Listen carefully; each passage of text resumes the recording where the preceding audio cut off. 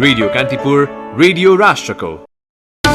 विश्व वातावरण दिवस मनाइँदै सरकारका पछिल्ला निर्णय प्रकृतिको दोहनलाई प्रोत्साहन गर्ने खालको भएको भन्दै सर्वत्र आलोचना। एमाले खनाल नेपाल पक्षको स्थायी कमिटी बैठक बस्दै केन्द्रीय र जनवर्गीय संगठनसँग भएको छलफलका आधारमा आगामी रणनीति तय गर्ने। बहुराष्ट्रिय कम्पनीहरूको कर सम्बन्धी नीतिमा G7 का अर्थमन्त्रीहरू सहमति नजिक। र विश्वकप फुटबलको दक्षिण अमेरिकी छनौटमा ब्राजिल अपराजित, पछिल्लो खेलमा इक्वेडर 2-0 ले पराजित।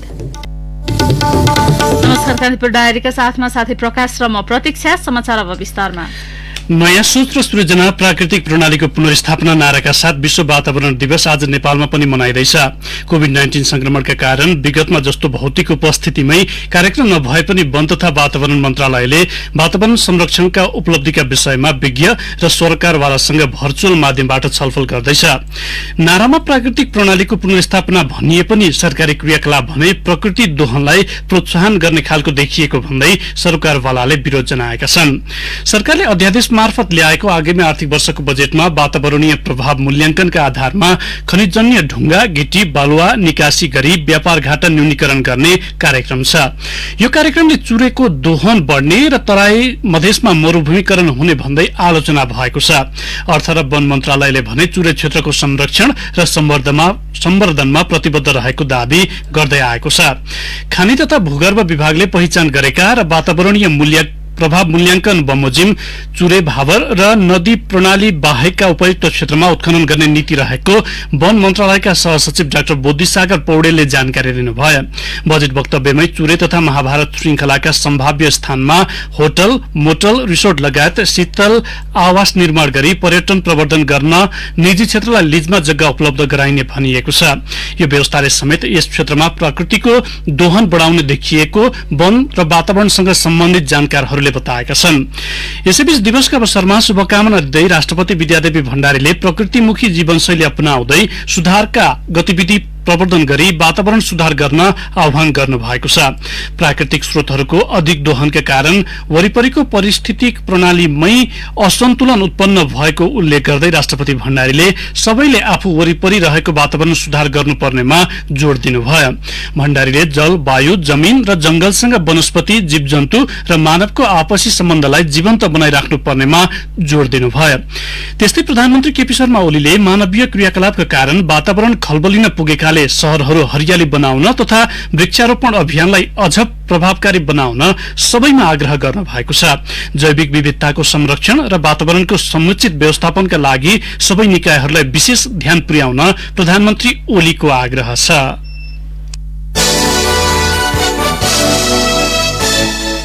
नेकपा एमालेको खनाल नेपाल पक्षले स्थायी कमिटी बैठक बोलाएको छ। 2 दिन केन्द्रीय समितिको भर्चुअल बैठक र जनवर्गीय संगठनसँगको छलफलपछि खनाल नेपाल पक्षले स्थायी कमिटी बैठक बोलाएको हो।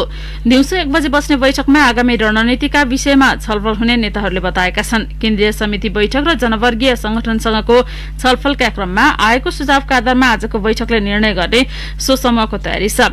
पार्टीलाई एकताबद्ध बनाउन 2075 साल जेठ 2 गतेको अवस्थामा फर्काउनु पर्ने, प्रधानमन्त्रीले संसद विघटन गरेकोमा आत्मालोचना गर्नुपर्ने तथा शीर्ष नेतामाथिको कारवाही फुकुवा गर्नुपर्ने नेपाल खनाल समूहले शर्त राखेको छ। पार्टीलाई एकताबद्ध बनाउन दोस्रो तहका नेताहरूबीच भइरहेको छलफल तथा भएका प्रगतिका विषयमा पनि आजको बैठकमा छलफल हुने नेताहरूले बताएका छन्। पार्टी एकतालाई जोगाउन भन्दै अध्यक्ष केपी शर्मा ओलीले स्पष्टीकरण सोधेका नेपाल पक्षका बाँकी नेताहरूमाथिको कारवाही प्रक्रिया तत्कालका लागि स्थगित गर्नुभएको छ। यो वर्षको वसन्तकालीन हिमाल आरोहण सम्पन्न भएको छ। यो सिजनमा विभिन्न 16वटा हिमाल आरोहणका लागि 740 जनाले अनुमति लिएका थिए, जसमध्ये सर्वोच्च शिखर सगरमाथा आरोहणका लागि मात्र पर्यटन विभागले 408 जनालाई अनुमति दिएको थियो। आरोहणको तथ्याङ्क संकलन कार्य भइरहेको विभागले जनाएको छ। यो सिजनमा हिमाल आरोहण अनुमतिबाट 54 करोड 92 लाख 14 हजार राजस्व संकलन भएको छ। यो वर्षको हिमाल आरोहणका क्रममा केही कीर्तिमान समेत कायम भएको छ। यो वर्ष कीर्तिमानी आरोही कामी रिता शेर्पा 25औं पटक सगरमाथाको चुचुरोमा पुग्दै रेकर्ड राख्नु भएको छ। सन् 1994 मेमा पहिलो पटक सगरमाथाको सफल आरोहण गर्नुभएका कामी रिता शेर्पाको नाममा 8000 मिटर अग्लो चुचुरोमा सबैभन्दा बढी आरोहण गरेको कीर्तिमान समेत रहेको छ। उहाँले यो पटक सगरमाथामा आइसफल डाक्टरहरूको नेतृत्व गर्दै चुचुरामा पुग्नु भएको हो। त्यस्तै हङकङकी आरोही साङ ई हङले सगरमाथामा सबैभन्दा छिटो आरोहण गर्ने महिला आरोहीको कीर्तिमान राख्नु भएको छ। उहाँले 25 घण्टा 50 मिनटमा चुचुरोमा पुग्नु भएको थियो। यो वर्ष सगरमाथामा कुल 4 जनाको मृत्यु भएको छ। सगरमाथामा औसत 7 जनाको मृत्यु हुने गरेको रेकर्ड छ। पर्यटन विभागका अनुसार यो वर्ष 2 जना आरोही र 2 जना शेर्पाको मृत्यु भएको हो। खरको छाना मुक्त गर्ने सरकारी अभियान अन्तर्गत सिन्धुलीको कमलामाई नगरपालिकामा निशुल्क जस्ता वितरण गरिएको छ। कमलामाई नगरपालिकाको चालु आर्थिक वर्ष 2077-78 को नीति कार्यक्रममा नगर क्षेत्रका घरबाट खरको छानो हटाउने कार्यक्रम अनुसार 80% घर रंगीन जस्ताले टल्किएका छन्। वडा कार्यालयबाट छनौट भई सिफारिस भएर आएका घर परिवारलाई निशुल्क आवश्यक जस्तापाता उपलब्ध गराइएको नगर प्रमुख खड्ग बहादुर खत्रीले बताउनुभयो। 14 वटै वडा कार्यालयबाट छनौट भएका 235 घरधुरीलाई यो वर्ष निशुल्क रंगीन जस्तापाता वितरण गरिएको छ। जस्तापाताका लागि 97,45,000 रुपियाँ नगरपालिकाले खर्च गरेको नगर प्रमुख खत्रीले जानकारी दिनुभयो। निशुल्क जस्तापाता वितरण गर्न वडा नम्बर 5 र 6 बाहेक 12 वडाबाट खरको छाना हटाउने घर सिफारिस भई आएको छ।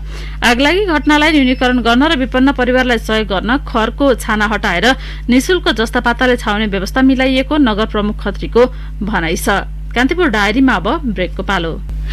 कान्तिपुर डायरीमा अब अन्तर्राष्ट्रिय प्रसंग। विश्वका 7 शक्ति राष्ट्रहरूको संगठन G7 का अर्थमन्त्रीहरूले बहुराष्ट्रिय कम्पनीहरूको कर सम्बन्धी नीतिमा एक सहमति गर्ने भएका छन्। वैश्विक न्यूनतम दर कायम गर्ने कर निर्धारण गरिनेछ। अमेजन माइक्रोसफ्ट जस्ता कम्पनीलाई केन्द्रित गर्दै सो नीति ल्याउने तयारी गरिएको हो। जर्मन अर्थमन्त्री ओलाफ स्कोलेजले सम्झौताले विश्व परिवर्तन गर्ने दावी गर्नु भएको छ। यो सम्झौताले जारी महामारीका क्रममा आइपरेको ऋण तिर्न सरकारलाई सहज हुने जर्मन अर्थमन्त्रीको भनाइ छ। युरोपियन युनियनको न्यूनतम कर कार्यक्रम अन्तर्गत 12.5% लगाउन तयार रहेको फ्रान्सका अर्थमन्त्री ब्रुनो ले मेयरले बताउनु भएको छ। G7 अर्थमन्त्रीहरूले अन्तर्राष्ट्रिय कर व्यवस्था ल्याउन कार्यक्रमबाट अत्यन्त फाइदा पुग्ने दावी गरिएको छ। यसबीचमा अमेरिकी प्रविधि कम्पनीहरू लक्षित कर कार्यक्रम ल्याउन लागेको भन्दै अमेरिका भने रुष्ट बनेको छ। America, Japan, France, Canada, Germany र इटाली सहित युरोपियन युनियन, विश्व बैंक, अन्तर्राष्ट्रिय मुद्रा कोष सहभागी हुने सम्मेलनबाट 15% सम्म कर लगाउने नीति पारित हुने अपेक्षा गरिएको छ।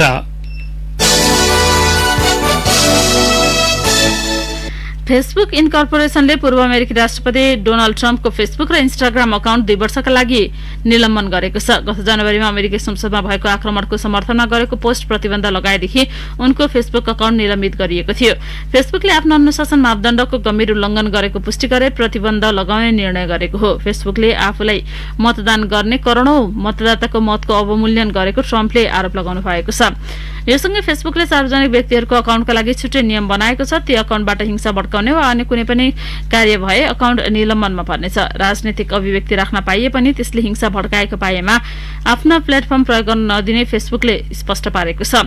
यसैबीच नाइजेरियाले ट्विटरमाथि प्रतिबन्ध लगाएको छ। नाइजेरियाका अधिकार कर्मीले ट्विटर प्रयोग गर्दै सरकार विरोधी नेटवर्क स्थापित गरेको भन्दै प्रतिबन्ध लगाइएको हो। यसअघि सो प्लेटफर्मले नाइजेरियाका राष्ट्रपति मोहम्मद बुहारीको ट्वीट हटाएको थियो। युरोपियन युनियन ईयूले बेलारुसका जहाजलाई आफ्नो हवाई क्षेत्र प्रवेशमा प्रतिबन्ध लगाएको छ। बेलारुसले रियान एयरको जहाज जबरजस्ती अवतरण गराएर एक पत्रकारलाई पक्राउ गरेपछि ईयूले यस्तो कदम उठाएको हो। अब बेलारुसका कुनै पनि जहाज युरोपियन युनियन सदस्य राष्ट्रमा अवतरण, उडान भर्न तथा हवाई क्षेत्र यात्राका क्रममा प्रयोग समेत गर्न नपाउने भएका छन्। बेलारुसको राष्ट्रिय ध्वजावाहक बेलाभिया एयरलाइन्सले युरोपका 20 विमानस्थलमा उडान भर्दै आएको थियो। युरोपियन जहाज कम्पनीहरूलाई समेत आपतकाल बाहेकको अवस्थामा बेलारुसको हवाई क्षेत्र प्रयोग नगर्न निर्देश गरिएको छ। बेलारुसको राजधानी मिन्स्कमा जहाज अवतरण गर्न लगाएर 26 वर्षीय पत्रकार रोमन प्रोतासेभिचलाई पक्राउ गरिएको थियो। ईयूले हवाई क्षेत्रलाई राजनीतिक रूपमा प्रयोग गरेको भन्दै केही हवाई कम्पनीहरूले विरोध गरेको बीबीसीले उल्लेख गरेको छ। प्रोतासेभिच र उनकी प्रेमिका सोफिया सापेगालाई नियन्त्रणमा लिएदेखि ईयू र अमेरिकाले बेलारुसमाथि लगातार दबाव सृजना गरिरहेका छन्। अब खेल प्रसंग कतारमा अर्को वर्ष हुने विश्वकप फुटबलको दक्षिण अमेरिकी छनौटमा ब्राजिलले लगातार 5औं जित हात पारेको छ। आज बिहान भएको खेलमा ब्राजिलले इक्वेडरलाई 2-0 गोल अन्तरले पराजित गरेको हो। उसलाई सहज जित दिलाउन रिचार्लिसन र नियमरले गोल गरे। पहिलो हाफ गोलरहित बराबरमा सकिएको खेलमा 65 मिनेटमा रिचार्लिसनले गोल गर्दै ब्राजिललाई अग्रता दिलाएका थिए। खेलको इन्जुरी समयमा पाएको पेनाल्टीको अवसरलाई नेमारले सदुपयोग गर्दै टोलीलाई 2-0 को जित दिलाए। खेलमा इक्वेडरलाई अधिकांश समय दबावमा राखेको ब्राजिलका थप आधा दर्जन अवसर खेर गएका थिए। छनौटमा 100% नतिजासहित ब्राजिल 15 अङ्कमा शीर्ष स्थानमा छ। इक्वेडर 9 अङ्कमा तालिकाको तेस्रो स्थानमा छ। ग्रीसका स्टेफानोस सित्सिपास, रसियन डानिल मेदभेदेव, जापानी केई निशिकोरी र स्पेनी कारेन बुस्टा फ्रेन्च ओपन टेनिसको चौथो चरणमा प्रवेश गरेका छन्। अमेरिकी जोन इस्नरलाई 3-1 को सेटले हराउँदै सित्सिपासले अन्तिम 16मा स्थान सुरक्षित गरेका हुन्। पहिलो सेट 5-7 ले गुमाएका सित्सिपासले त्यसपछिका सेटमा 6-3, 7-6 र 6-1 को जित हात पारेका हुन्। डानिल मेदभेदेवले अमेरिकी रिल्ली ओपेल्काको चुनौती सोझो सेटले पन्छाए। पहिलो सेटमा 6-4 को जित निकालेका मेदभेदेवले त्यसपछिका सेटमा 6-2 र 6-4 को जित हात पारेका हुन्। स्विस हेनरी लाक्सोनेनले बीचमै खेल छोडेपछि जापानी केही निशिकोरी विजयी हुँदै प्री क्वार्टर फाइनलमा प्रवेश गरेका छन्। पहिलो सेटमा 7-5 ले पछि परेका हेनरीले दोस्रो सेटबाटै खेल छाडेका थिए। स्पेनी कारेनो बुस्टाले अमेरिकी स्टेभ जोन्सनलाई सोझो सेटले हराउँदै अघिल्लो चरणमा स्थान सुरक्षित गरे। अन्य खेलहरूमा जित निकाल्दै जर्मनीका अलेक्जेन्डर जेभरेभ, अर्जेन्टिनी फेडरिको भेल्बोनिस र स्पेनी डेभिड फोकिनाले अर्को चरणमा स्थान सुरक्षित गरेका छन्। महिला एकलतर्फको खेलमा जित निकाल्दै अमेरिकी सेरेना विलियम्स, बेलारुसकी भिक्टोरिया अजारेन्का र स्पेनी पाउला बाडोसाले प्री क्वार्टर फाइनलमा स्थान बनाएका छन्। हस्त कान्तिपुर डायरीको यो बुलेटिन अहिलेलाई यही सकिन्छ। प्रकाश र प्रतीक्षा बिदा हुन्छौ। नमस्कार।